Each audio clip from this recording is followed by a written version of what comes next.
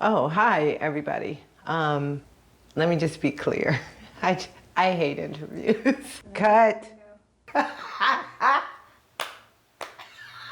Can we start again? Okay, let's start again. My name is Kai Lumumba Barrow. I'm excited to introduce you to Gallery of the Streets. I see it as an art and organizing hybrid that looks at decolonizing imagination. We're working around shifting how we imagine our daily experiences. And we're using the idea of opera largely around the roots of opera. Opera as a mechanism to tell the people's stories from one neighborhood to the next neighborhood, from one community to the next community. It was a method of communication amongst the people, so it was very rooted in the folk. Our first project, Gallery of the Streets, is called ECOHYBRIDITY, a love song for Nola, and it's a visual opera a visual black opera in 5 movements. Eco-hybridity is this idea of how we as Black people are constantly hybridizing, going from one location to another location, from the Middle Passage to the prison industrial complex to Jim Crow to current day displacement around spatial inequity. So to me, the idea that everyone is indigenous, by definition, does not apply to Black people.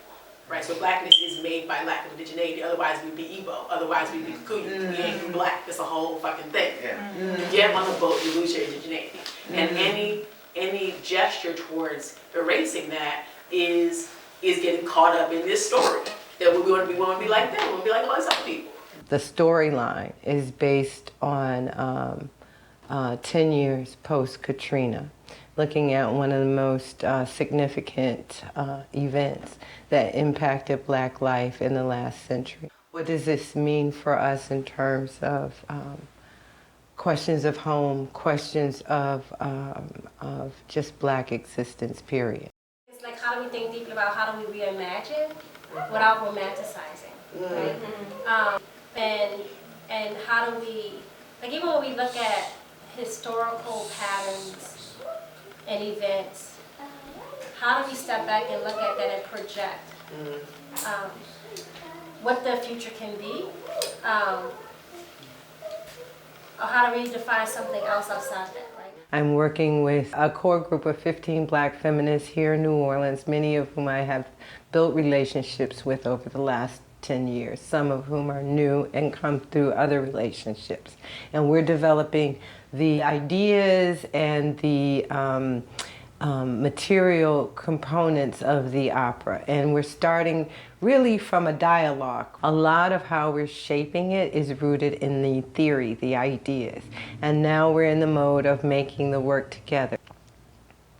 We don't want to just bring in resources and attention for the 10th anniversary and not see how it can translate into the next 10 years. We are looking at ways of working within communities where Black people are currently located and asking within those communities Black folks to participate in the telling of their own stories as we move the story throughout the city, the country, the world, specifically in this 10th anniversary. What can we do to invest in New Orleans from a Black feminist point of view?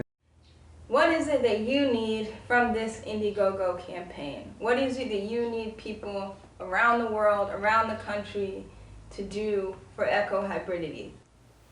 I mean, we need money. It's an Indiegogo campaign. I think that's a logical assumption. All right, we need money.